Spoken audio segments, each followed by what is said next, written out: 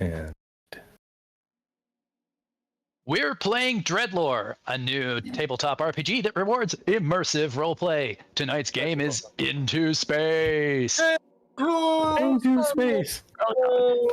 In DreadLore, players use their character traits to gain a bit of control over the fiction.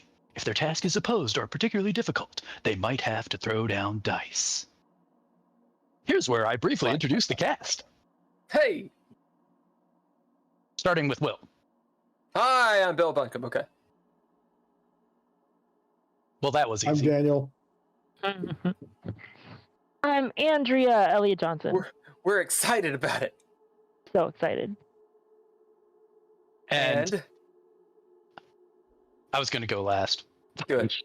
But I'll go right now. So this is your friendly neighborhood interdimensional superhero, DJ Archangel, joining the fight.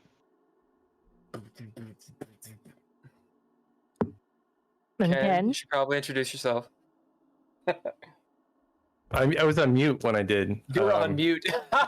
It still So counts. Okay, so next is... Ken Howl. And Hal, yeah, that's me. All right. So next we want to thank the music. So we have all lowercase letters and Mr. Interrupt to thank for your hoony goodness. Nice. Providing atmosphere. It's always important, especially when otherwise there is no atmosphere. There is no atmosphere in space. So then I would like to thank the Patreon peeps of Nostalgic, Natalia Cline, Natalia Cline.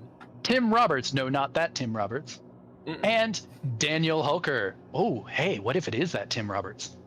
Oh, it is. It That would be is. so cool. Hey, you need to up your tier, Tim Roberts. We know what you're worth. All right. Then next we want to thank Couchfire Media for media production. Couchfire Media. And thanks, is that Threeverable I don't know. Productions? All right. It's horrible. All right, Threeverable Productions. That's how I'm saying it. That's what it is now. It's canon. Whatever it Threeverable is. Productions. I don't care what you Threeverable. wanted it to be. That's what it is now. So saith the Archangel. So, say it by your command. Tell your mom. Tell your wife. Threeverable Productions. That's you. Subscribe And then, today, soldier. Then our sponsors today, Hulker. Yes. Our sponsor today, tonight's sponsor, is leftover potato salad. It's commonly served cold and it's a staple at American picnics and cookouts, often made with mayonnaise, mustard, celery, onion, hard-boiled eggs, and sometimes pickle relish. When half-eaten leftovers are offered to you, you will take them home and it will sit in your refrigerator until the next day when it will be eaten because it is significantly cheaper than ordering pizza. It's good that leftover potato salad took notice of our small endeavor here and felt the need to kick it down the road. Well, you know, I have a feeling that in space, into space, they might eat only leftover potato salad. Freeze-dried potato salad. It's freeze-dried. It's got to be rehydrated. So potato salad from a tube. Potato salad paste. I mean, I'm pretty sure I'd probably just starve to death. Yeah. So that's who's sponsoring us. That's what we're worth. Yeah, we appreciate that. I like to attach value to things like that. Yeah. Hey, if you guys are interested in t-shirts and stuff, we have t-shirts. These t-shirts for the Patreon people, but we have ones that have colors and stuff. It's on the merch in the description. Colors. All that stuff. Hey, check it. I hope. Check it out. In the description, you can find all the materials for DreadLore, and the setting Splat for Into Space. So you can do that. That's what we're going to be referencing tonight. We're going to be doing a DreadLore live play, and as DJ Archangel introduced everyone, you know who's here. I'm stalling because we have 40 seconds until an ad that's going to run for about a minute and a half. So, whenever Ken gets back, we will do a little bit of a recap. It's been a couple months since we've done Into Space. Our normal campaign is The Red Writ. The Red Writ. Which is a horror campaign. Into Space is a nearish future, like 300-400 years in the future. Think Starship Troopers, think aliens, think sort of Warhammer 40k, but like Think about Warhammer. sponsoring and maybe being a Patreon. Think about these things, and the ad is going to start. Hey, you don't have them if you subscribe. Okay.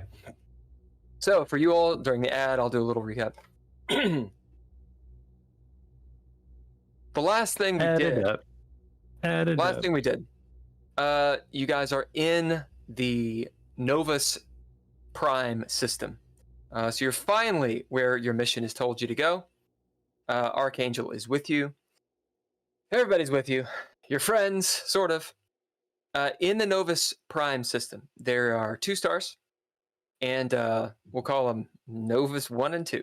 I have names for them, sure, but whatever. There's a big old gas giant. That is Novus Prime.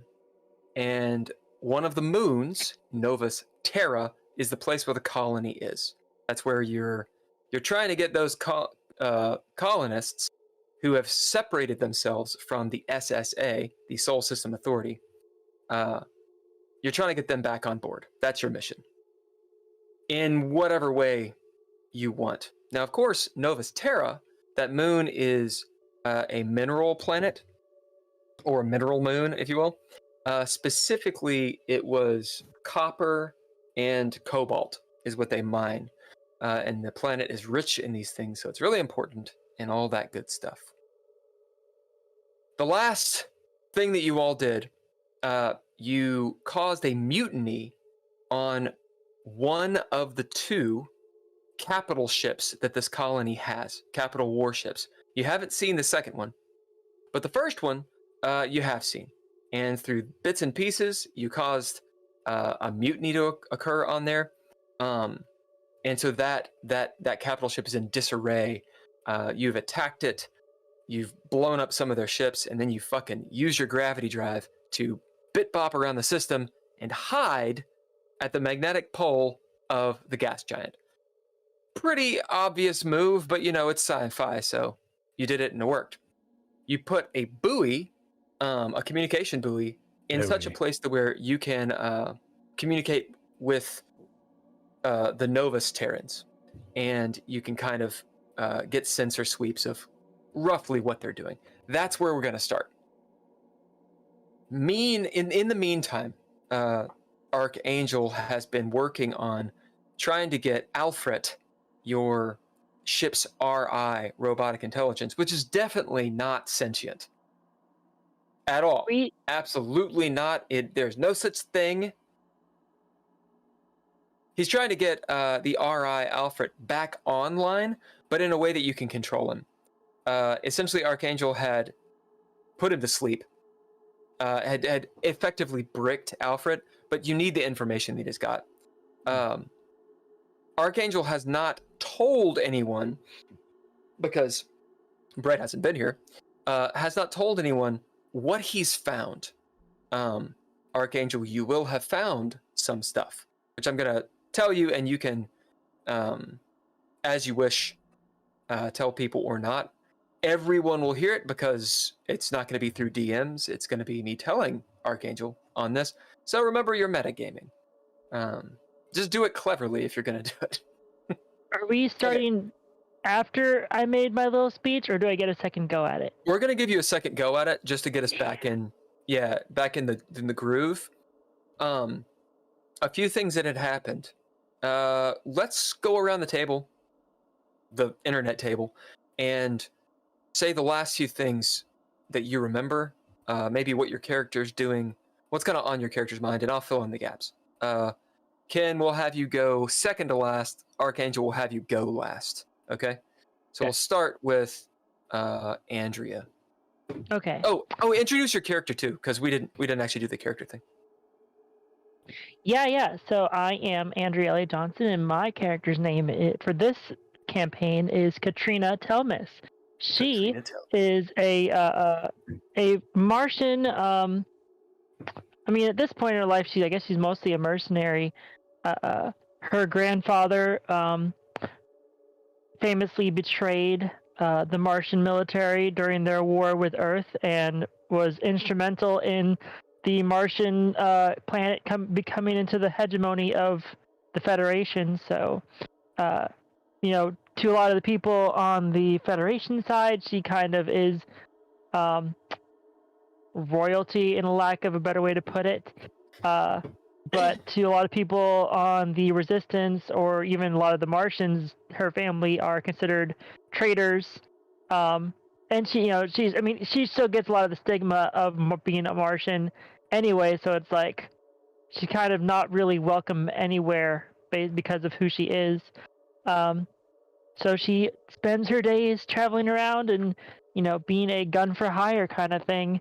And the last thing she did was she was helping to pilot the ship in order to make as many pinpoint jumps as she could so they could get, you know, in a position to make this communication with the planet, or the moon, I guess.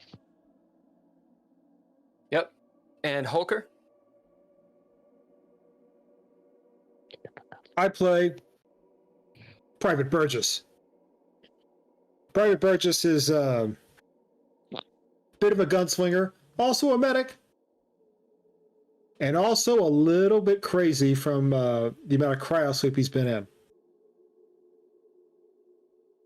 Private Burgess, last we left him, was sitting in a ship as a passenger, taking in all the chaos that was unfolding around him, and also realizing that Alice Brick kind of likes him. And Alice might also know. Alice might also have some issues realizing that a lot of time has passed, and everyone on Prime, probably 20 years older, but we're all the same. Indeed. Kennetha? My name is Ken Howl, and I am playing a character we would like to call Dolby Newman. He is a space pirate. Actually, he's not a space. He's a space marine with a mean laser sword,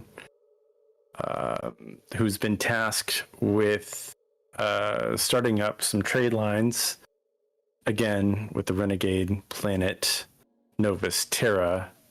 He has 3 or 4 prisoners, and a crew of maybe 6 or 7. Not really sure. And he's got a goal of, yeah. It depends on who he's mad at, who he's not mad at. His goal for the last episode or 2 has been to get Alfred to come back to life and to maybe stir up some chaos and then Novus Terra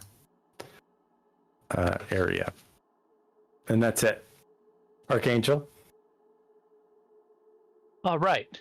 So I am Archangel, playing Archangel.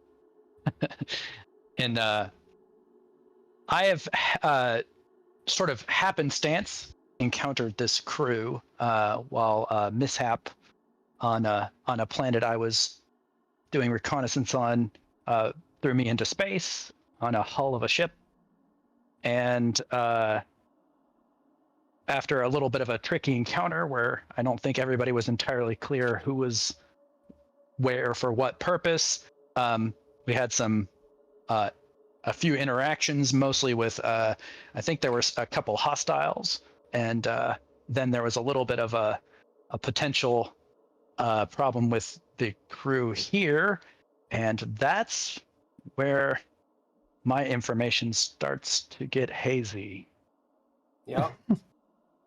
Well, you know, you just did an interdimensional shift, so kind of makes sense. Yeah, the last thing that went down with Archangel that maybe is still, almost assuredly is still playing in his mind, is he appeared, apparently hit a ship at high velocity, crippled it with his helmet by accident. He finds himself sort of like dark helmet inside the ship. As he comes out, there's a big hole. This crew of the Cool Mint, these space marines, are raiding this pirate ship. They take them over. Archangel meets Lieutenant Dolby, and there's a pretty tense moment. Archangel is asked by Dolby to deal with Alfred the RI, and Archangel realizes that it's not that their technology is simple, it's just that Archangel's technology, his ttrpg, can compromise it easily. That's it. They actually have a pretty high level of tech. It just, yours can get through it. And so Archangel can tap into their comms anytime he wants. And they've kind of realized that, like, they'll be like, oh, we're on a private channel. And then Archangel, every so often, will pop in and be like, hey, sorry to interrupt, but what do you want me to do about this? Because it's pressing. He shut down Alfred. Alfred is essentially sleeping. And one of the things that Archangel has figured out is kind of like Cthulhu. This RI, which Archangel knows is definitely sentient, although the Space Marines definitely think it's not, or keep on saying it's not. Alfred is able to sort of subconsciously continue working. And he's been hiding several things from the crew. And I don't think that your character necessarily knows the importance, but he knows a lie when he sees a lie. So that's gonna be his whole deal of sussing out what all that means. Right, so you're at a stage right now where you're on the ship and you have your holographic screen. I basically gave your guy a Pip-Boy, you know what I'm talking about? Mm-hmm. Yep. He's got one of those, and it can kind of like pull out in this hologram. Maybe even it's ttrpg style, and then this is up to you, but all of their technology has sort of the holographic thing. So maybe you've integrated that into your thing. It's up to you however you want to do it. And we're going to start the scene with that. To plug some holes in the recap for the rest of you, you have with you the pirates, Logan and Kerrigan. Kerrigan was the pirate captain. Turns out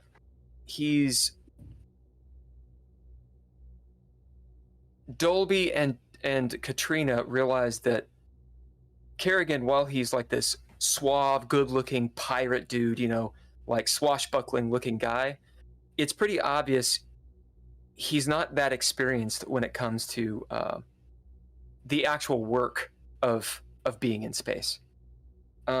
His counterpart, though, his first mate, Logan, the guy with the eye patch, he looks like the dude from Star Trek Undiscovered Country. The bad guy with the eye patch. It's the exact same guy. So, do you guys know what I'm talking about? The Klingon guy? Anyway, you like Shakespeare? Yeah, he quotes Shakespeare a lot. He's previous military, absolutely is effective and knows what he's doing. So that's Logan, that's Kerrigan. They had captured, sort of indentured servitude style, a guy named William Vesper, who Dolby realizes is a netic, which means he's got at least 45-50% of his body is cybernetic. His story was they caught him off of Axminster system, which is really far away. Like, that's distal colonies, really, really far away. So he's probably been in cryo for a long time. So that's who you've got on. Other NPCs under Dolby's command, you got Private Alice Brick, who is a very effective Marine, but she's on her last leg when it comes to the PMC, the Prime Marine Corps. She was a dissident that essentially was re-educated, and if this doesn't work out for her, she's not going to get another chance with the PMC. You've got Cherokee Sue, which Archangel you've been working with, he's this giant of a man, this enormous Marine, maybe even has been augmented. The guy's so big, he's like 7 feet tall. And then you have Skip Trace, which is Drizzle's character. Skip is just a what do they call? He's just a hard-boiled. He's a hard-boiled Marine. Hard-boiled Marine. Running the ship on sensors and sometimes pilot duty, you got Lieutenant Josh Deargan and his boyfriend, the engineer, Dole Engineering. That name is so good. Yeah. And Dole is an E4, so he's a specialist. Josh is a lieutenant, also in the Prime Naval Brigade, so these are P and B. They're not Marines. Even Archangel, you can tell that they're in a different sort of branch of whatever military these guys have going on. So a lot of NPCs going on. We can go from there and all this stuff. Where do we start? Archangel, you're on the Cool Mint, which is the group's light gunboat. You spent most of your time with Cherokee, who seems to have some understanding of engineering, but it's pretty safe to say he's kind of guarding you. He's really nice, like way more pleasant than he should be.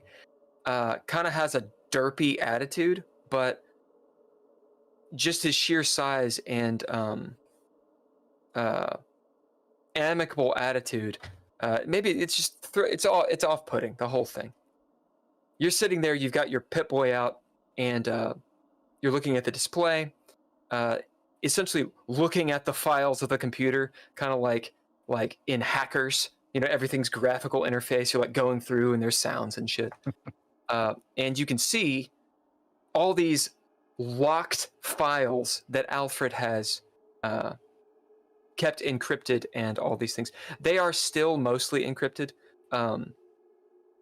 Alfred, being who he is, you know, this robotic intelligence, his encryption is real good, so you can't really decrypt all of it just in a whim or on a whim. But you found all these things, and there's some information you've got. Cherokee Sioux is floating there, you know, since you're in 0G. Out the airlock window, you can see this massive, of course, sky of this gas giant, and, you know, the swirling patterns and stuff. Just think Jupiter. It's beautiful, isn't it? You hear Cherokee say over his shoulder.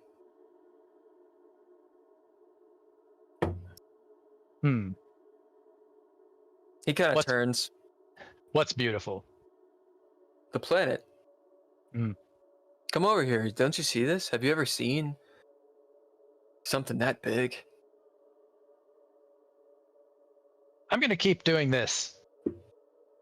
He kind of turns, you know, nods. You see, he kind of has this. I'm gonna make Nathan come back.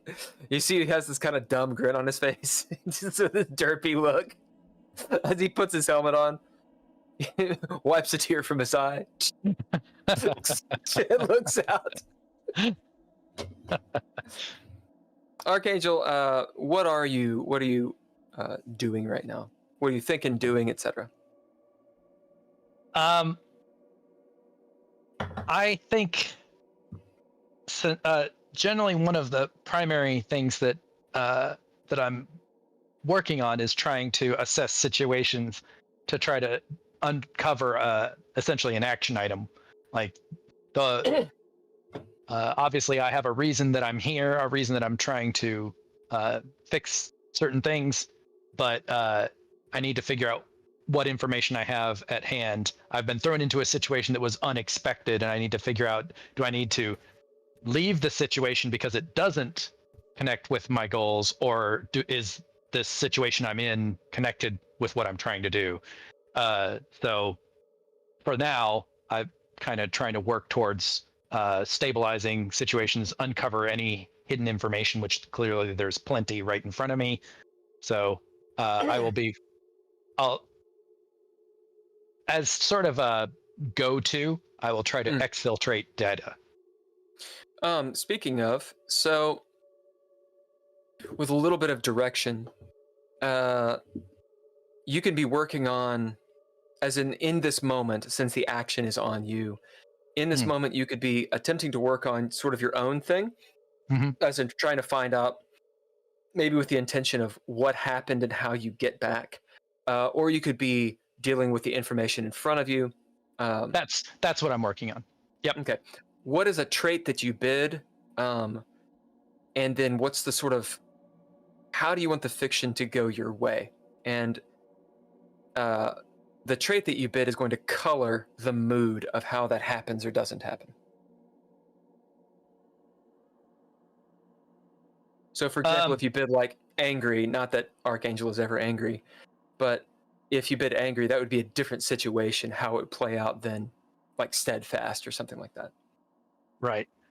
I think this is sort of when you're trying to exfiltrate data that is deliberately hidden, it's pretty much your standard war of attrition. So patience is the key. I don't know that I have patience specifically spelled out anywhere in my character sheet here. I would say the closest might be the understanding of that fact would be from mechanic. Sure. Bidding, mechanic. Does anybody get that joke, by the way? No? Oh well. Is that from a movie? Yeah, that's from a movie. Yeah. No, that's from a speech. It's from a speech. Oh, is it? There's this Is it a dude. Dilbert speech? They would do like the Bill Gates thing, where like they would have a release, and you have all these like just nerdy dudes on a stage trying to be like a pep rally, and there's this one guy who would be like, developers. Anyway, doesn't matter. As you bid mechanic. Emphatically, you see a slew of information that you have gained access to just by dint of Alfred being put to sleep. Maybe it's because this RI was arrogant. If you can attribute that emotion to an RI, to a robotic intelligence, that's up to Archangel if he's willing to do that or not. The Space Marines are definitely not. That's obvious. With him being asleep, some of this information is readily available, and it's a big manifest of all these names with little blurbs about them, information that probably out of context doesn't make a lot of sense to Archangel, but there's a few things that do, or that does. For example, you have heard on the ship is Private Alice Brick, for example. Her name is in here. There's other names such as Dolby Newman and Burgess. Katrina Telmus's name is not in here. So there's info about the crew, and there's info about potentially where you guys are right now. Something about a place called Novus Terra and Novus Prime. Of that information, what do you want to be scanning through? Because it's quite a bit. Yeah, I would definitely be trying to exfiltrate as much as possible so that I can work on parsing it, essentially offline, so that if somehow Alfred does manage to regain activity, he can't block further efforts to read through or work with the information. So my primary goal is just to get all of it off of, basically copy all of it, not remove it, but. Yeah, so bidding mechanic. You see the little loading bar, like, it's like 95%. It's a lot of info, and it's almost finished. Okay. As you're sitting there, basically waiting, Cherokee Sue has kind of talked. here and there, we'll say in your heads-up display, maybe you have muted the other officers' channels, but you can see like little lights pop up when they're talking. So if you want, you can switch over to their comms. Right. And you probably can see them talking here and there, as you got about 5% left on this loading bar. Speaking of, switching to Dolby and the rest of you, where are you on the ship? Last I checked, I was hanging out with Katrina, and she was going to, or had just said her.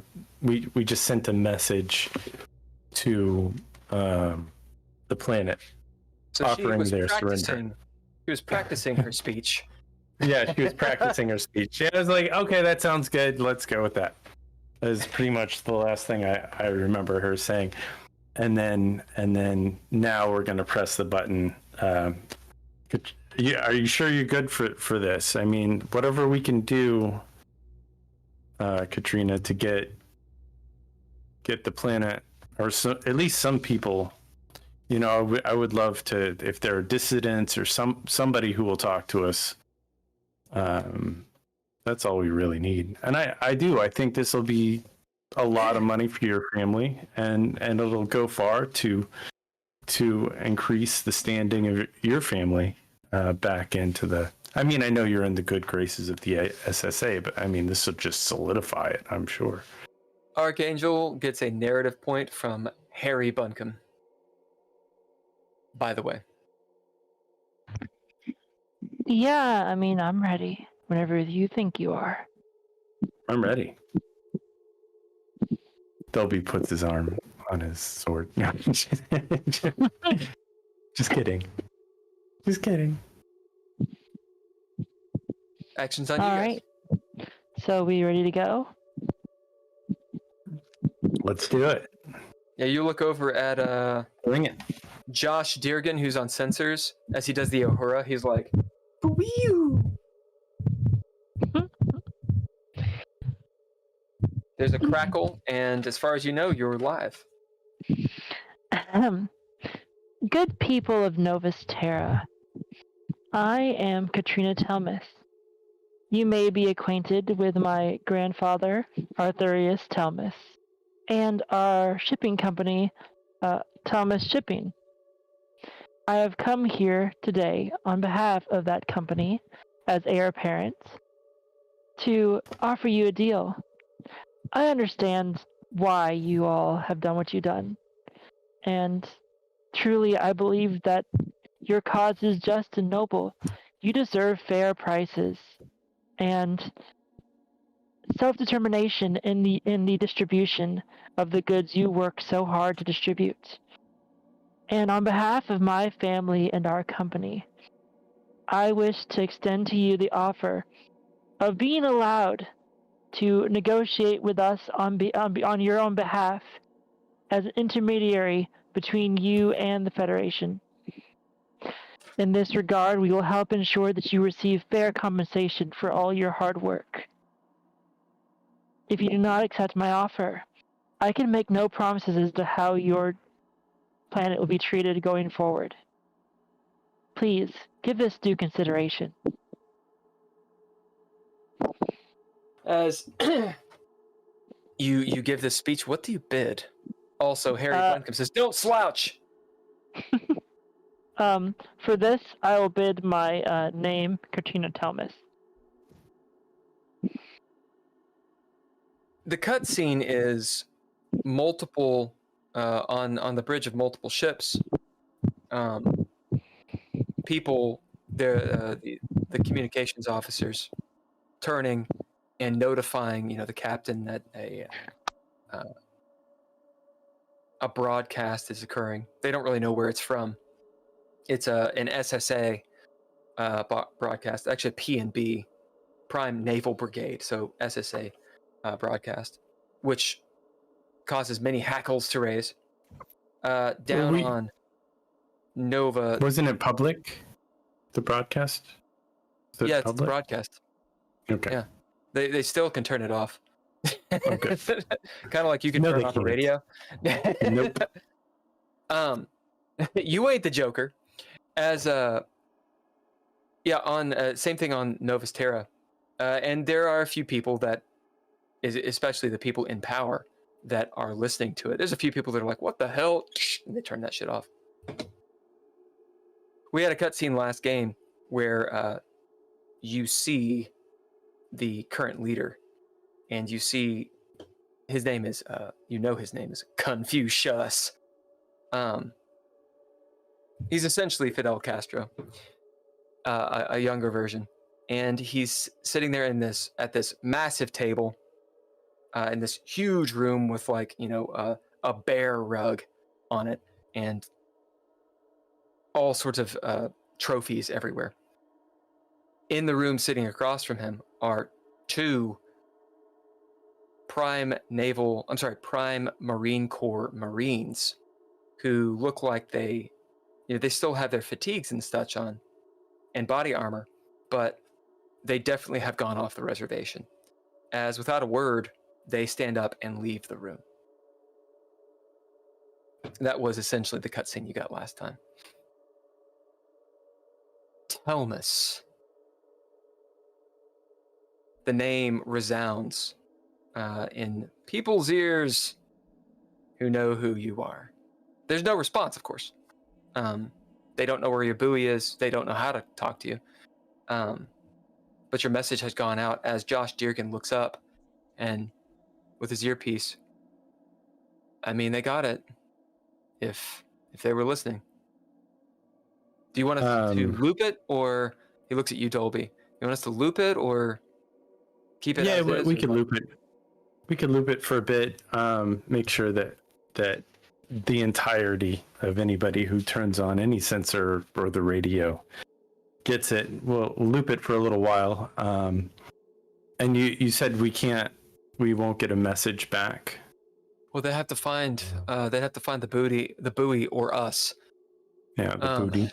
Gotta find now, the booty. The buoy itself, they'll probably find it pretty soon.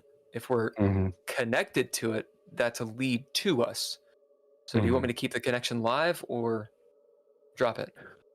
Oh, well, if that's the case, if they're gonna find my buoy, I want to keep my buoy. Yeah, you can turn it off. I'm sure whoever needed to hear it has heard it, so go ahead, turn it off. As you see him switch the big choo. All right, well, I guess we should go ahead and prep the ship to do another attack run. Why don't you get with engineering and make sure the shields are at full and the ship is ready to go, Lieutenant Josh. And Katrina, I think you should come with me, and I think we should come up with a plan on maybe taking that capital ship. I don't want to take it out, but taking it would be my guess. Seems like there was a mutiny going on. If we can aid those guys and hold the skies on our own, we're kind of outmanned, but if we're smart, we'll be able to figure it out.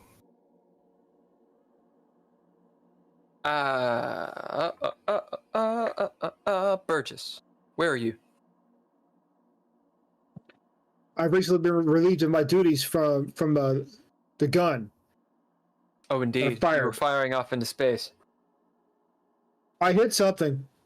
You hit lots of things. I believe there was a cutscene that's like in a couple thousand years, a science vessel will be coming through the system and will be ripped apart by your bullets. Yep. But that's far in the future. No one cares about it right now. That'll be Into Space 5. 1,000. Into space. Yeah, what are you doing? And where are you on the ship? I am in a nondescript hallway next to the gun, where I have been relieved. Yep. So standing there, Alice Brick will be walking by, magnetic boots. You can hear them coming down the hall. As she walks up to you, seems that she's on her way to what is that place called? The airlock, where you know Cherokee Sue and Archangel are. As she stops momentarily looking at you. So what'd you think of the gun? She's got kind of like a shit-eating grin on her face. It works.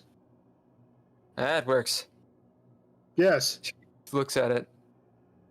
It's been a while since I've been in one of them. Well, I have been relieved of my duties. I can no longer fire this gun. Perhaps you should. I don't know about that. Maybe later. Dolby's got me going down to talk to that Archangel fella. Do you need help? Yeah, fine. Come on. I shall follow you. For me, I don't know if I trust him. I mean, he seems like a fine fella, but I don't. as she gives you a nod and you guys start heading down there. Archangel, a few minutes later, you're at 99% downloaded as these two walk into the back of the ship, which is where you are. It's in between the sort of engineering element and where the stow is, or storage unit, and the airlock. We had a map. I don't know where the fuck it is. Is the ship on dial-up? Sorry. I feel like I should be more than 5% past where I was a little while ago there, but all right. So what is falling upon me at this moment? Like, it doesn't seem like much has changed. Nothing. They just walk into the room.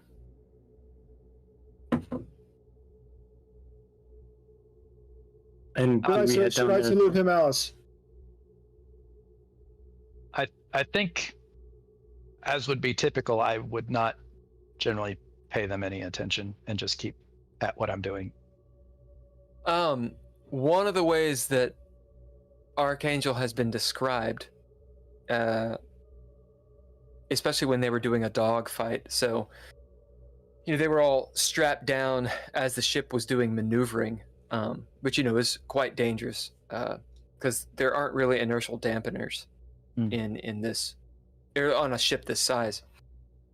Is as the ship was moving, Archangel somehow, perhaps from his technology, perhaps something else, it's like he was unaffected. Like, he's sitting there floating at times. He's got his wings out, and somehow was not affected by whatever was going on. Right. So that gyrospatial stability kind of. Yeah, it there is something obviously odd going on, but it's never been quite described. As you guys walk in, I'm not going to play the game for you. What do you do or not do? Right. Yep. So I am going to continue trying to exfiltrate. I figure I don't have much to say to them until I'm done, which hopefully is just a couple minutes away, but I guess I could nod at them just to let them know I see them. As Alice walks up, I'm not sure if you've seen her or not. I know you know who she is. You can see her name badge. It says Brick, of course, or PVT Brick, which you have seen in the manifest. Right. How's it going there, Archangel?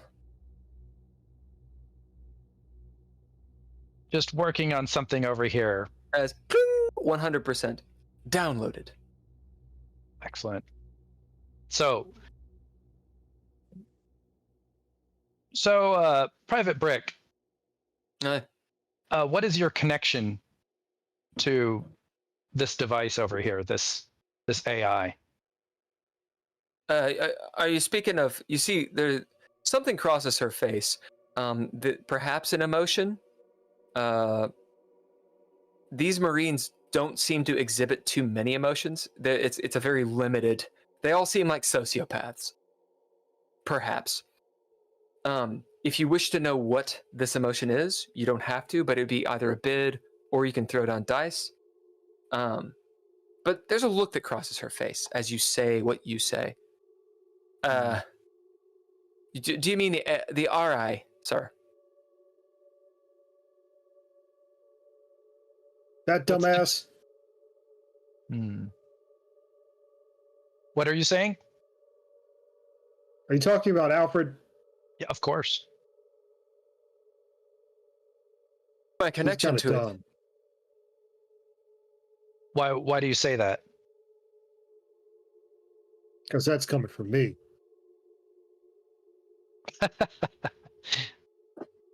I think I get what you're saying.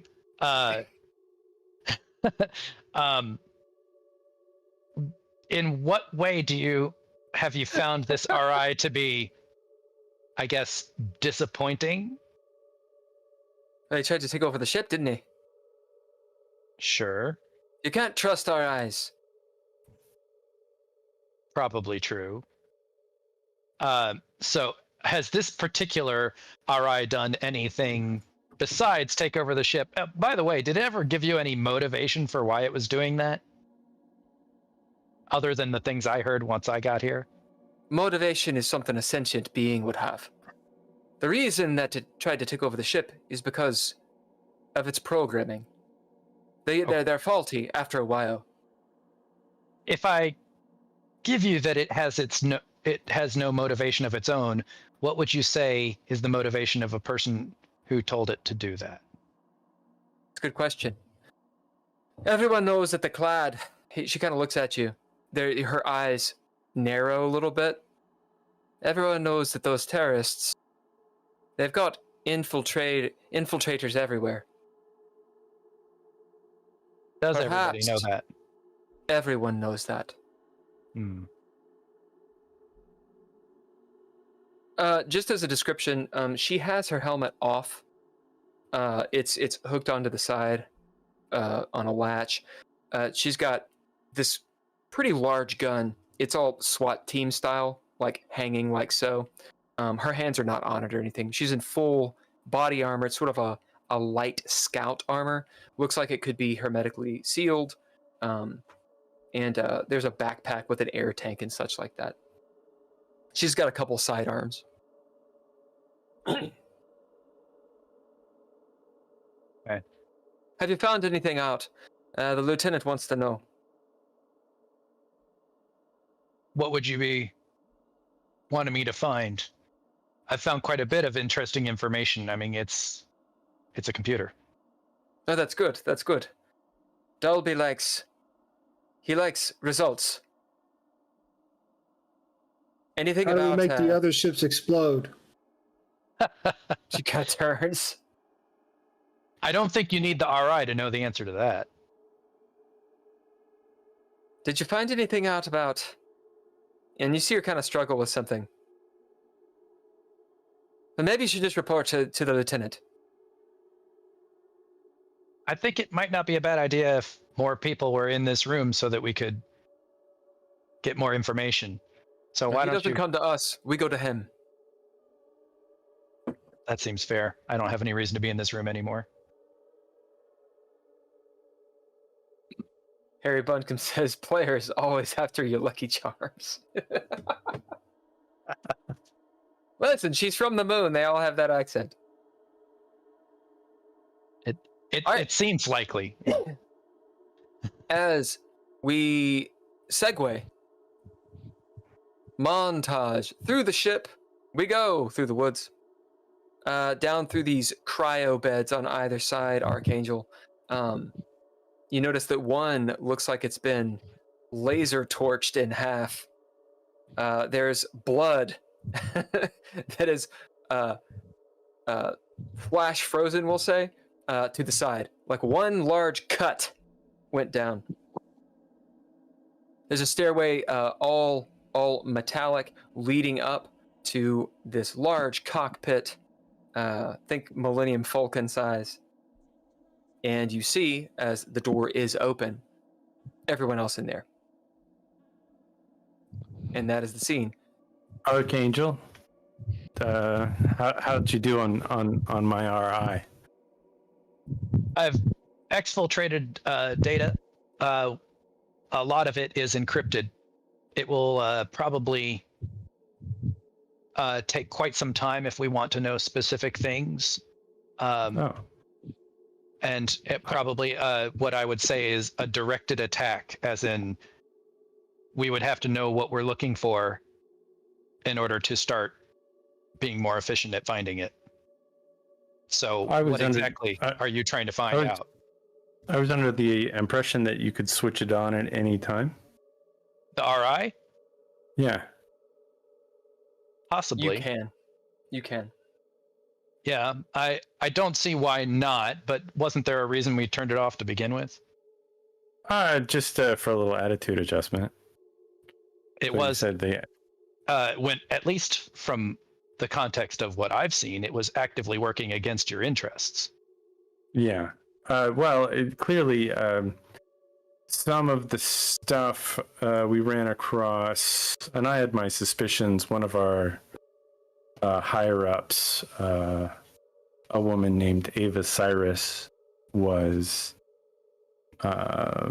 actively working against, or presumed actively working against the SSA, and had put a program in that actually would cause somebody in any number of our cryobeds to die, and Alfred kind of went along with it. So that was problematic, to say the least. And we saved our engineer's life because we discovered it just in time. So that sort of blind sight that our RI Alfred had needs to be fixed. We have a power structure in our society where it's not good to necessarily know too much. You know, you do the task at hand, and you kind of keep in your lane, and that's how you live. Information is control. Yeah. So I have a question for you then. No matter how all-pervasive this RI might have been, it still would be stored somewhere. Do you know where is the general housing, the power storage?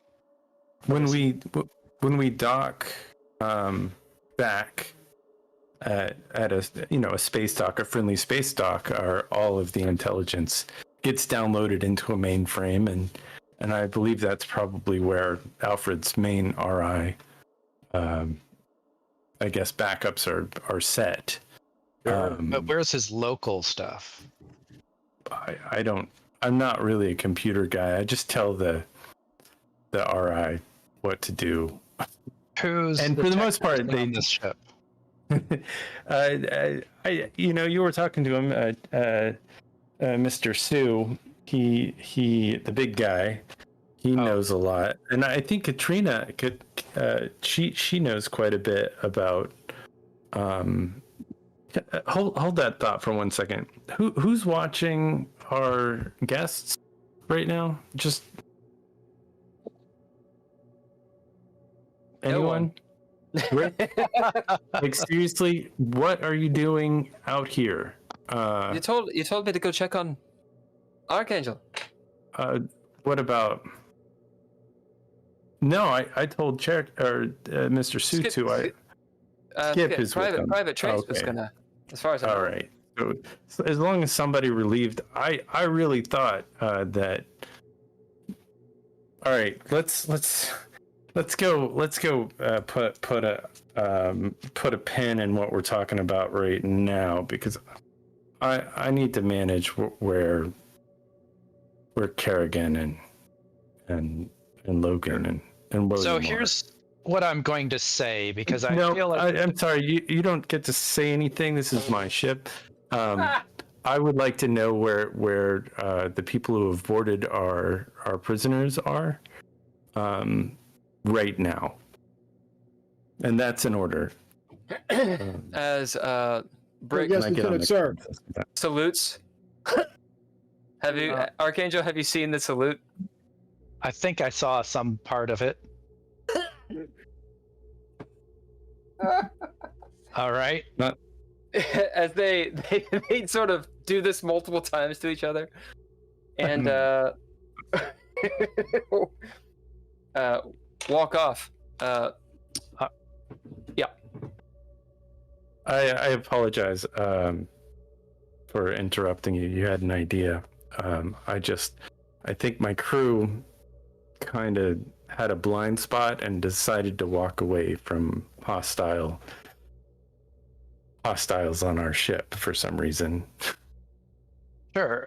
Well, what I was going to say is, in the interest of transparency, what I wanted to do is, before reactivating a potentially hostile RI, or even if you want to believe that it has no intent and just say that it's malfunctioning in a dangerous way, we need to set safeguards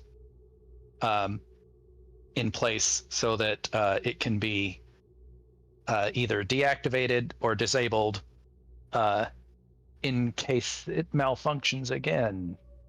And while it is currently inactive, is the best time to do that. Oh, well, I think that's fair.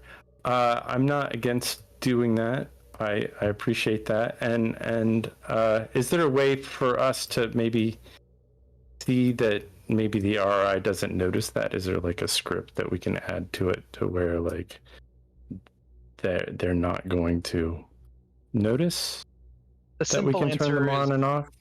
The simple answer is no. Any security that I set up, even counter security, is discoverable if he either has processing speed and time, which he'll have both. So the idea is, instead of trying to rely on hiding it from him, make it crystal clear that that protection is in place, so that he knows. That's a good idea too. Okay. That he's not in control. Well, there are consequences to misbehavior, essentially. All right. I appreciate that. I think that's a good idea, and yeah, awesome. All right. I think with that will sort of alter the power dynamic when he becomes active again. But what I'll tell you, this is why I asked my question before, the best way for us to create a safeguard that he can't bypass, and my apologies for gendering your RI, but that's what the name sounded like to me. Alfred? Yeah, he's a real bitch. All right then. But this the best way is bare metal, essentially doing something that no matter what code he executes, there's nothing really he can do about it. That's what we want to do, is do something that exists beyond the reach of his software and firmware, such that by the time he would try to, say, execute any other mechanism on the ship, we would have just as much opportunity to thwart anything he does. Whereas if it's internal or software, then he's faster than we are. So that's yeah, awesome. Yeah, great, do it. So I need bare metal access to him, is what I'm saying. Well, I mean, I only have the access that I have, which is pretty much what's in there. Do you know where he is? Like, he has to have storage somewhere. I mean, he's just in the console. All right, you both get a pip because I love this. Archangel, it becomes obvious, perhaps to you, that maybe they don't really know how it works. I've seen Zoolander.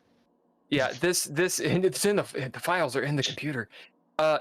It's obvious that their society either fears computers or it's just incredibly segmented. Like it just works. It's like imagine if Macintosh ruled the world. Well, plus 500 years. As they say, any technology sufficiently advanced is indistinguishable from magic. So I think we're living through that right now. Oh yeah, it's magic. I think you just said it. That's what Dolby says to him. It's just magic. Hmm. And as far as I understand from this universe anyway, I mean, obviously rules change as various places I go to, but there is a sense of sort of with theurgy that not everything is as direct a connection with, logic as it would have been in other worlds. So I am aware that there almost actually is sort of a magic in this sense.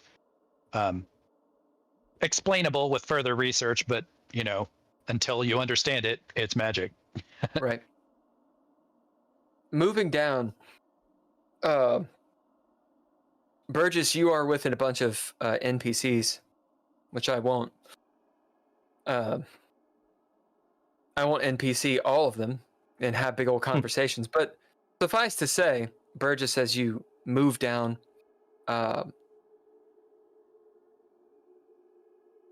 I'm trying to decide how much of the ship I want to describe. So there's two main floors. There's two main decks, I should say. You guys are in the cockpit the bridge is the third deck, and the third deck is only the cockpit itself, and then maybe the top gun, or the turret that you guys were on. So you have the main deck, which is where the cryopods are. And then when you go down, you get into where the engineering is. That's where Archangel and Cherokee Sioux were. And along one of the, this ship has two pontoon-like structures on the left and right. So one on the left, one on the right. The port side, so left side of the ship, that's where, in the storage room, the prisoners are.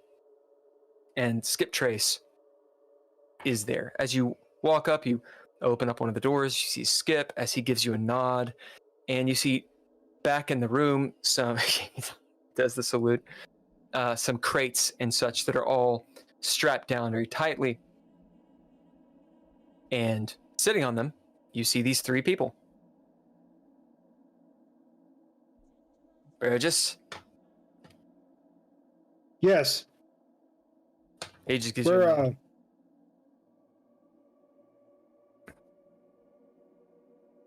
How are you enjoying your stay here? As Skip kind of turns to him. Skip has his helmet on. Somehow, still though, you see like his wide beard and his mustache poking out. It's funny. Oh my god. Anyway. You hear over the intercom, it's like, why don't you put our newly acquired passengers into cryosleep just for the moment? Thank you. As indeed, you see Vesper, Kerrigan, and Logan. Logan's the one with the eye patch.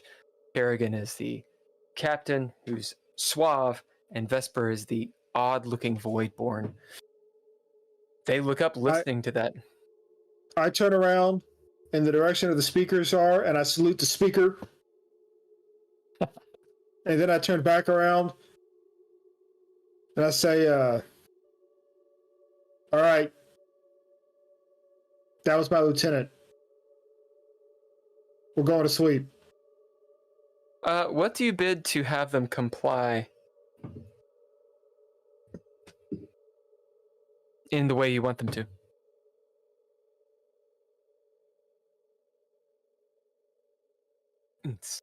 I will bid. Ooh. Yeah. Ooh, yeah. As you groove. Is somebody bidding disco? Yeah. I will bid soldier, and I will bid hammer. You only need to bid one. One trait. All right. Then I will bid hammer. All right. And what do you want to happen? How do you want this to go down? I pick the hammer. I get the hammer out, and I say, you literally don't worry, I'm going to hammer you in real good. It'll be shut. As they say, if all you have is a hammer, everything looks like a nail. If I had a hammer, I'd hammer all the time. Oh. Yeah, so Burgess, tell us how the scene goes. How does the encounter go? You did the bid. I look at them, and after saluting the speaker, I turn around and I say, "That was my lieutenant. It's time for cryo sleep."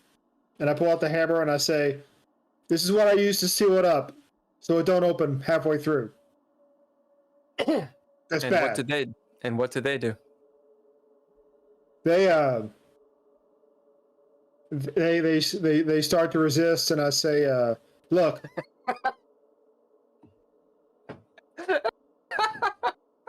Wait, what?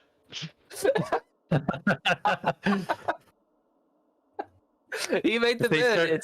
It's up to him. No, you're not there, Dolby. You don't get to do anything. They seem hesitant, and I say, "There's two forms of cryo sleep we do around here. One's in the cryo sleep bed. One's outside the airlock. Get into bed." I love it. I love it. I am watching this in all my my surveillance, and this is now my favorite show. As you're seeing this, Vesper. So write down these names. Maybe don't. Maybe they're all going to be dead in 3 seconds. Vesper is sitting there. He's in the back. He looks genuinely scared, just tense, as his eyes are open, wide. His pale fucking voidborn skin, glistening. They are not in pea suits at all. So he's kind of in the back. Kerrigan has stood up, and Logan is right behind him.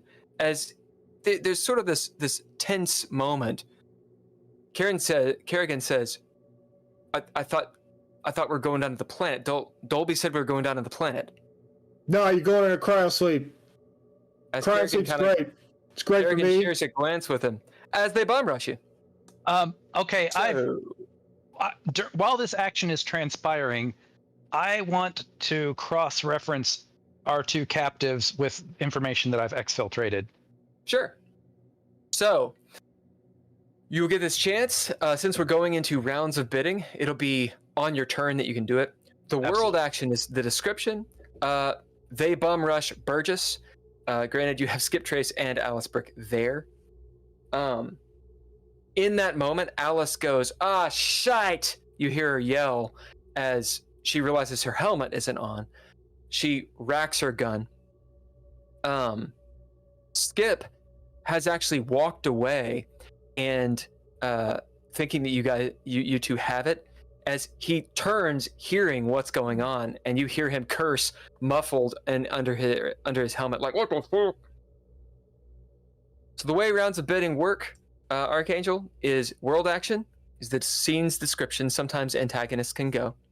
Then you've got the cunning turn. If one of you spends cunning, then you get to go at the same time or before the antagonists. It depends. Then the antagonists go, then the players go. So the idea is, if you don't spend cunning, which is a resource you've got and it's limited, then the bad guys go first. If you do spend cunning, you get 2 turns in 1 round. So, does anyone spend cunning? Me, I do. I guess since I didn't say anything before, I'm going to have to use cunning in order to do it now. I was going to open up comms so that everybody is able to freely communicate. Yeah, it would be in cunning that you do that. So yeah, let me do that. All right, so you drop cunning to act, and when you guys go is completely up to you. Does anyone drop cunning? Anyone else? Me. 5, yeah. 4, 3. We 2, 1. have Skip and Alice drop cunning. They don't have any. For NPCs, so for straight up NPCs, a player can drop cunning for them to act in the cunning turn. Well, at least for Skip, a player to if it's a player, then you bid him. Can I bid Skip? Yep. You can bid Skip. He's got 2 bids since he's a player character. So you bid. Are you guys cool with him bidding Skip? Yep. Okay. Yep. where is Skip Trace? Drizzle. All right, and he has one bid left, as he will act as well. Okay, the action is on whoever goes first. Where is Cherokee Sue? Cherokee, you don't know where he is? Us, or somewhere. Wandering around. Last time you saw, he was in engineering, which is the second level, but you haven't seen him. He did not come with you to the cockpit. He's outside looking at the fucking gas giant. Making little sculptures. I'm going to head towards engineering, but I'm going to open comms. Okay, what do you bid to do this? The main action would be what you bid for. So if you want to get to engineering really fast, that'd be a bid, and you can just turn on comms. If you want comms to be on and something in the fiction to change because of it, then you would bid for that. Okay. I don't think much of the fiction would change other than you're not going to have the muffled voices of people essentially not being able to communicate. So, okay. So I don't know that it would change much. So I think it would probably be much more significant that I'm heading toward engineering. Okay. As you flip a switch, and all of you suddenly hear what Archangel hears. Everything kind of going on. The communications are on. And Archangel, what do you bid to get to engineering really quick? And this is some of your fiction, so you can change it how you want it to go.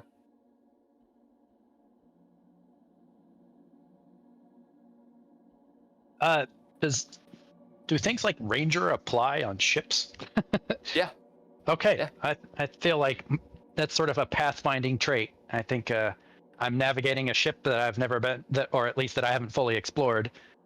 I'm sure they gave me some kind of tour when we became friends, but I'm sure they missed some things that they probably didn't really care if I had access to.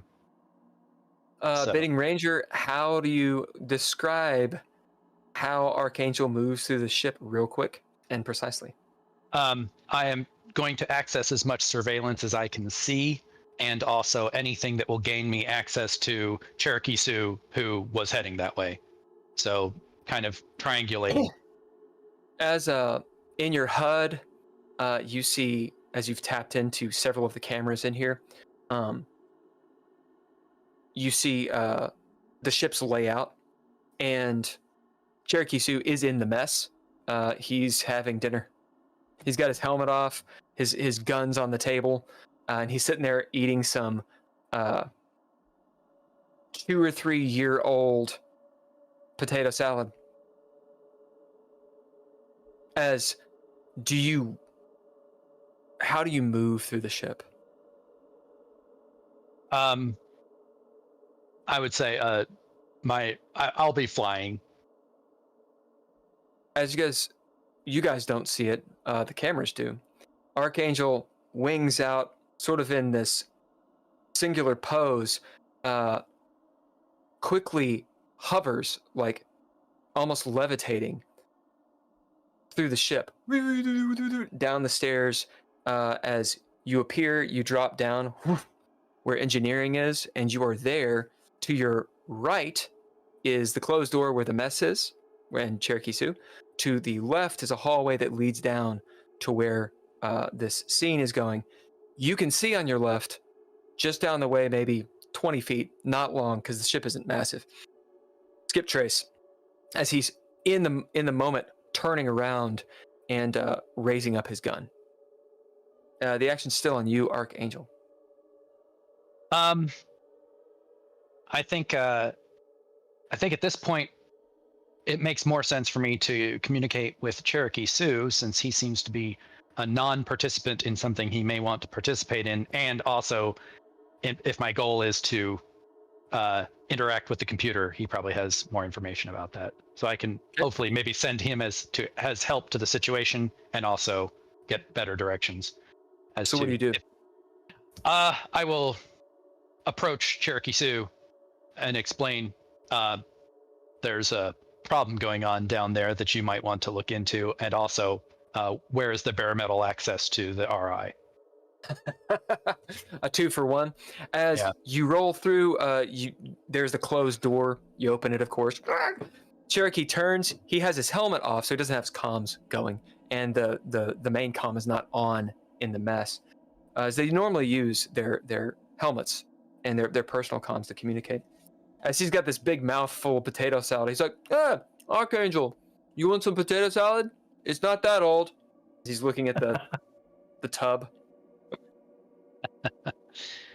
I'm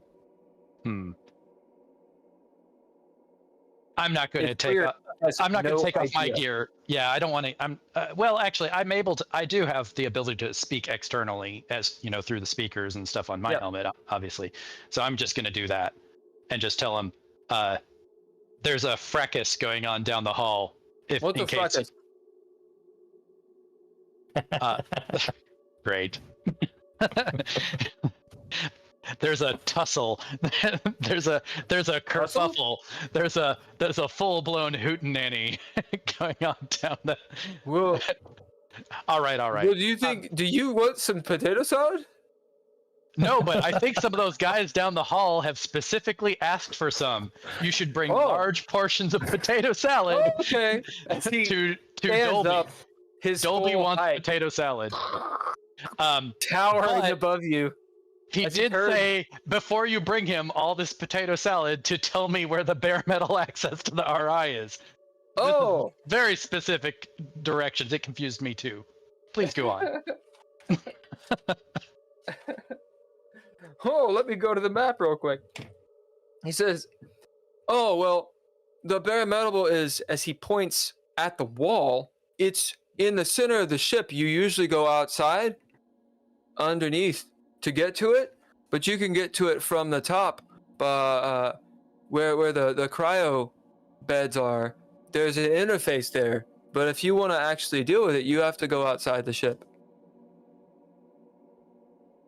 Okay. It's under, I'm sorry? Is there any way for you to mark the access panel or tell me how to identify it quickly? I can mark it. Sure. Do that then, and I guess I will head there.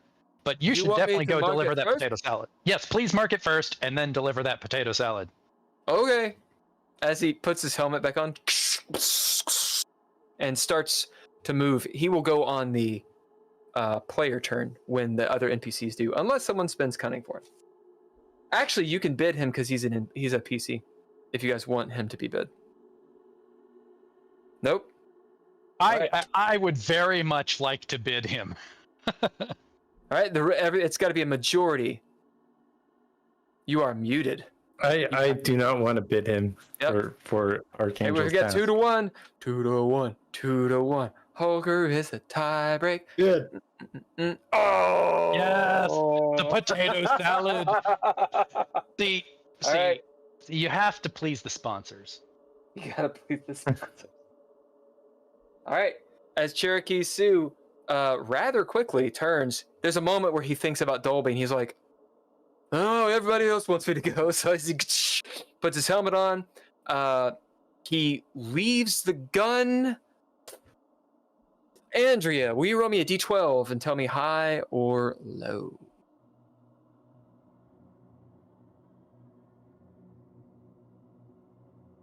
You are muted. Hi. Right, you gotta roll it and tell me if you got it high or low. Yeah, it's high. She said hi. Yeah. As he takes like one step, magnetic boot, turns, not forgetting his weapon, magnetic on his back, clunk, as he kind of storms out comically, leaning forward, so his head doesn't hit the ceiling, where the door frame is. One hand, he has a big tub of potato salad. In the other hand, he has like a spoon as he rolls out. Archangel, you're left in the mess. I am proud. And that's about all you can do. I'm proud of what I have wrought in this moment. The cutscene, of course, is Cherokee Sue going up the stairs, up the ladder, thum, thum, thum, thum, thum, thum, and then doing something, which you don't see because no one is right there. Actually, Archangel, you do, because you've got your HUD up. You see him go to the airlock and go outside. That's an interesting choice of actions. I was just on the phone with a sponsor. They appreciate your synergy. Yes. As in this harrowing moment of him holding on to the tub, the spoon he sort of lets go. He hooks himself in and goes underneath the ship. You see him, Archangel, on like this weird catty corner angle that you've got, because it is, the cameras are not all over the outside of the ship. As he pulls out this weird device, and he's like,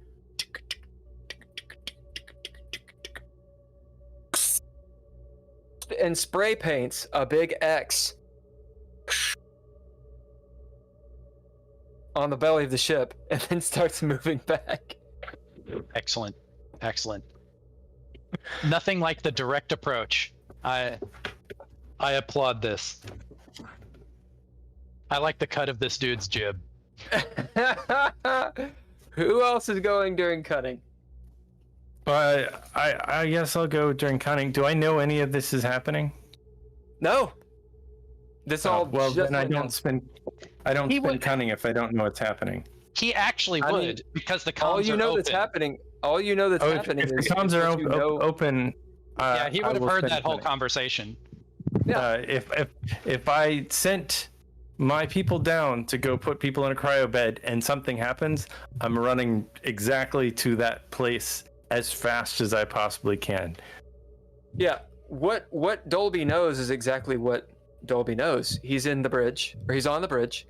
Exactly what happened just happened, and the comms have popped on. The actual system or spaceship comms, which is odd, and you hear whatever they're saying. So whatever they're saying is what you hear. Okay. Well, if I heard what Archangel said, absolutely spending cunning to run to the storage area. What do you bid to get down there real quick? I am going to bid calm under fire. Actually, I'm going to bid moon dance. Now, by the way, when he says storage, he means cryo, right? No, I don't think so. Oh, so he's No, heading toward me? I'm running towards the storage area where I last knew the prisoners to be. Oh, okay, got it. Well, but he's heard the fracas, right? He's heard what's going on. Yeah. And anything that was on the comms, you heard. So he knows they're in. And then I'm going to say, what is going on my ship? Just wanted to make sure. So doing moon dance, how do you get down there really, really quick? Well, I'm from a planet known as, we call it a planet, but it's really a moon called Ganymede. We call it Gamamede. So I have this really amazing ability to walk around in low gravity. So I like switch my grab boots off and like fucking full on push off and just soar down to and I'll touch things as I'm going. It's like swimming. He's swimming through the spaceship. Oh, swimming through a spaceship, Rich. As Archangel, you see him move at blinding speed, snaking his way down. As you take the right, and Dolby, you are next to Skip Trace. You see him pulling up his gun. You're in front of him. Down this small corridor, actually the length of the ship corridor, you see the scene before you. Right next to you is Skip Trace, as he's pulling up his gun. In front of you, about 10 feet, is Burgess and Alice Brick. And then beyond that, Kerrigan, Logan, who... What are you doing? Hey, Andrea, can you mute? Oh, sorry. Kerrigan and Logan. And then beyond that, the Vesper. Actions on you. I'm going right for the space pirate, the dude with the patch. Okay. As you your moonwalk is still active, you can easily get to him. As you sort of snake between Alice and Burgess. I'm gonna like tackle him, like push, tackle, slide, hurt, like maybe thrust myself into it. Oh yeah, with the inertia you already have going on, you slam into him, taking him off his feet because he doesn't have on magnetic boots, and slamming into the bulkhead behind. You can roll your brawn, and that's the damage that he'll just straight up take. Oh shit! I got some brawn. That's pretty much the extent of the action, but you can talk and do that sort of stuff. I said cryo bed now, motherfucker, and he takes 7 points of damage. God damn! Yeah, as Dolby slams him into the bulkhead, his head cracks against the metal corner, and he doesn't have a helmet on or anything. Blood explodes out. His one eye just goes dilated, and he is absolutely unconscious. As he's just hanging limply there. As Kerrigan turns, "You fucking bastard!" and goes for Alice's weapon at her side, sidearm. I'm spending cunning. Okay, there you go. And as he says that, and as I realize he's going for Alice's weapon, I say, "It's hammer time." All right, now you actually have to do something. So what do you do? I use. And what do you bid to do it? All right, you have to bid. Oh my god. This is still my favorite show. you have to bid, and then you have to say what the intention is that you want, and then you have to describe it. I bet I will bid soldier. Okay. And as he is rushing towards Alice's weapon, and I assume I'm standing really close to Alice, right? You're shoulder to shoulder. Yeah. So I will take out my hammer, and well, I already have my hammer out, telling him, "Hey, this is going to help you, right?" And now I'm going to help myself and swing it at them. Yep. You like hit him in the arm. No, in the head. It's hammer time. Oh, you hit him in the head. Okay. All right. So he can touch this. Is this just a normal hammer, like for like a fence, or is it like a futuristic hammer that has like a thruster on the back? Like, what does this look like? I'm gonna say it's it's in my ninja gear. Great. That's good. That means you have it. Describe. Yeah. It's on one end. Well, I'd say it's a sizable hammer, right? It's not like something that you sort of fit in a pocket. It's kind of something that's maybe it's like a magnetic attachment that keeps it on the suit, and it's kind of runs down. It's kind of parallel with my femur, and I'm able to get it off, and it's sizable, right? So it's like a 2-pound hammer. It's a 2-handed hammer. All right. Big head. You use it for like breaching doors and shit, like knocking out fucking lug nuts. All right, so that will be a medium weapon. Go ahead and bidding soldier. You have to throw down to hit this guy. So your action die and your brawn or grace. The threshold to hit Kerrigan is 2. So you need 2 or more successes. You want 3 for a clean success. That's 1 success. And I will bid violence to re-roll one of them. Okay. That's 2 successes now. All right, so you're at limbo. It turns out DreadLore works the exact same in the Red Root as Into Space. So do you do anything else?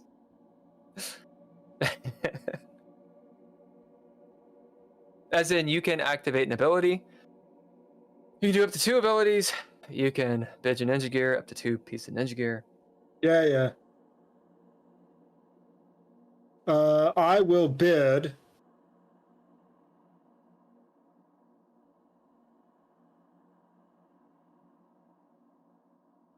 Barjitsu.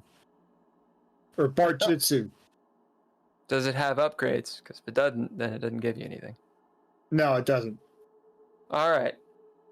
Go ahead and roll damage. It is a D4 plus 1.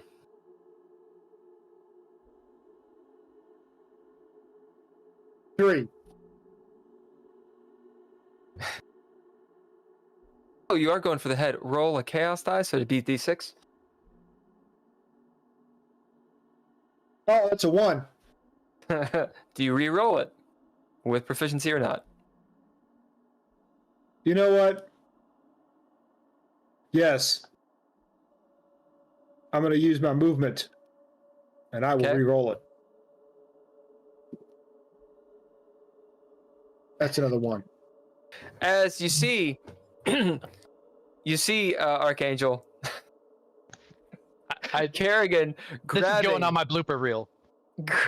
grabbing for Alice Brick's gun as she's hemmed in because, one, Dolby has burst through them right there, shoulder to shoulder. So they've, kind of lost their balance a little bit. Burgess pushes forward. Alice is just off balance completely as she's fighting Kerrigan for her sidearm. As Burgess, it looks intentional. He pulls out a hammer and hits her in the head with it. Oh, fuck. Well, And she's any like, any "Burgess, trust that help!" they any trust they had before is now gone. Jesus. As Kerrigan easily gets the gun, you hear the high whine of the pulse pistol activate. Anyone else spending cunning to go? Oh, Drizzle did. Katrina. Or Well, yeah. I did. I told you I did earlier. I know. I've been waiting my turn like a good little kid.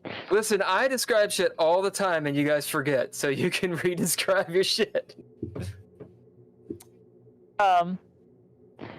So Katrina, as soon as she sees Dolby, going down there, she will likewise do the same, bidding aerial awareness to, also clicking off her grab boots and actually, sort of playing shadow to Dolby a little bit. She'll keep herself like a good, half second or two behind Dolby. Okay. So she'll get in there and she'll see, what happens with Kerrigan. And she'll stop herself like about 5 feet back from the fray. Yep. And as soon as she sees Kerrigan grab the gun and get ready to use it, she will launch her harpoons that are on her EVA armor into his shoulder. Okay. How big are those? Just enough to maneuver. They're basically she uses them as like basic anchoring points when she's on EVA. Yeah. How big are the harpoons themselves? Are they sizable or are they like fish hooks? Oh no, they're sizable. They'd be about yay long and about yay in diameter. Okay, so they hurt. All right. Yeah. Yeah. What do you bid to do it? I'm going to bid quick thinking. Into the red space, Red. And the harpoons are a D4. So let's see what I get. I guess that's for damage, I would assume. It depends. Okay. It depends on what's written down on your sheet. It just says harpoons D4. We did this Okay. a long time ago, so Yeah. Don't worry about the damage because you actually have to hit him. yeah, true.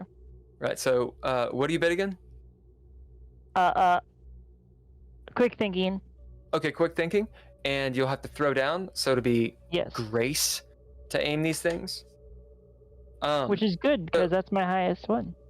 So the threshold to hit him is actually only 1. However, the threshold to not hit Burgess or Alice, who are standing in front of him, is gonna raise the threshold. So the threshold to hit him is 3, and to not Okay. hit them.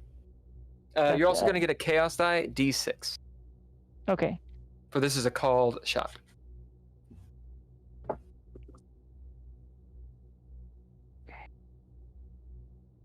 That would be. So that's 2 successes. Okay. And what I will do. Well, no, And I no don't have 1 any on the upgrades chaos die, this right? one. No, that was a 3. Good. Okay, so I'll use my movement proficiency to re-roll the d12 since that seems the most prudent. No, that's much better. So now that is a total of 4 successes. All right. So that's a clean success as you wait for your moment, and these 2 harpoons. Are you shooting 1 or 2? I'd probably shoot 1 just to sort of like yank him Okay. off. You Center. sort of throw a shoulder as this harpoon shoots out right past your face, Burgess, and slams into this dude's shoulder. The harpoon goes through his shoulder, and you'll roll your damage. That's a We'll say 3 these are damage. we'll say they're D4, Oh. and remember you get a +1 because you beat it by 1. Okay, so that'd be a total of 4 damage. Okay. As he yells, "Ah, my shoulder!" Ah! As the harpoon goes through his shoulder, just through the meat, and goes, grabbing on and lurching him off his feet towards you. He's still holding onto the gun. All right. That is all you guys. Lastly, Okay. Skip Trace goes, raising up his gun. I don't have a clear shot. Beat him down, Oh. buddy. Do what? I said beat him down. You got to beat him off. As he curses, Kark does not do the thing that you guys do. Burgess. Skip Trace doesn't float or swim through space as he's. He does. He's got moon dance. Not as far as I know. As he moves up, Yeah, I taught him. and okay, well he doesn't right now. As he walks up and attempts to hit this dude in the face with the butt of his gun. Hulker, will you roll me a D10? And Ken, will you roll me a D8? Mm.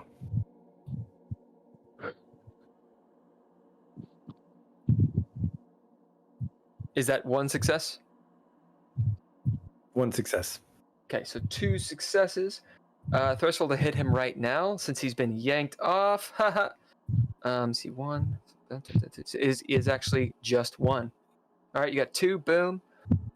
Ken, will you roll me a D? We'll say it's a D8. I'm not sure what his strength is or his brawn.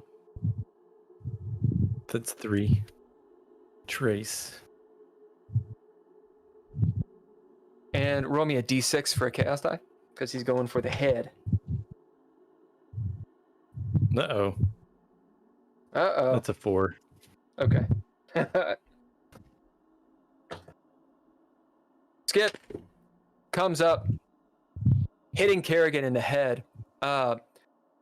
He moves directly in front of you, Katrina, so it kind of tangles with your line a little bit. But you see him hit Kerrigan in the head twice. Boof, boof. As Kerrigan, his blood is going all over the place, teeth and such. As there's a moment where Skip pauses to see if he's out. Kerrigan is not out. He grips the pistol. As you see Skip unload a burst fire through Kerrigan's midsection. And he sits there floating in space, very, very, very dead.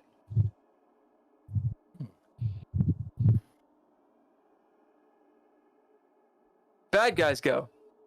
They're unconscious and dead. Vesper is cowering in the little storage thing, in between a couple boxes, way back, like a cat might hide. He's slinked his thin body behind there. Dolby, you can see him, just like the what is it called, Hulker? The sort of cat eye thing. Eye shine. Yeah, like the eye shine of a Voidborn as he's looking at you. obviously scared at what is happening. And you guys are out of rounds. Hey, Willie. I do want to remind you that I did try to cross-reference the captives. What did I find out about, well, at least the dead guy?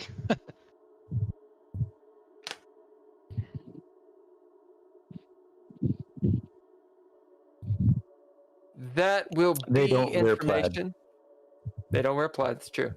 Turns out they do wear plaid. Right, so the dude, Kerrigan, there's no information that you get, Archangel. Alfred had no information on these pirates. You can surmise that it was coincidence that the crew ran into them. Okay. And it's also the reason you realize that there's no information on Katrina Thomas. Okay, what about Vesper? Yeah.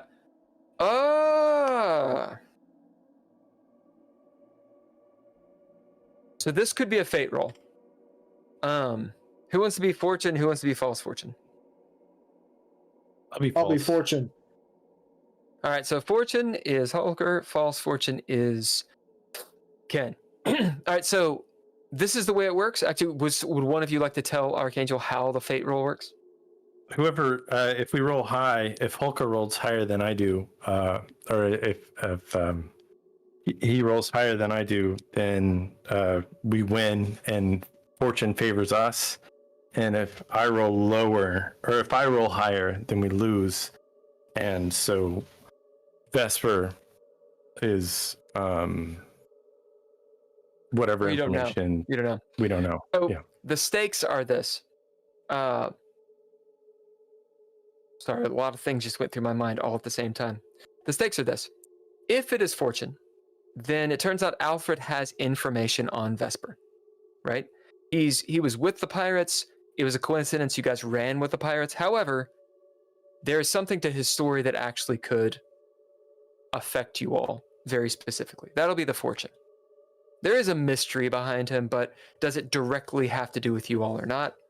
That will be fortune. False fortune is there's no information whatsoever that Alfred has, which means it's a rogue element. Yeah. Typically on a fate roll, Archangel, the person that the fate roll is about does not roll. Someone else who's sort of uninvolved rolls. I figured that, yeah. Depending on how they roll, if you don't like the result, anyone can spend a proficiency to have them both re-roll. Okay. Do it. Do it now. Uh-oh.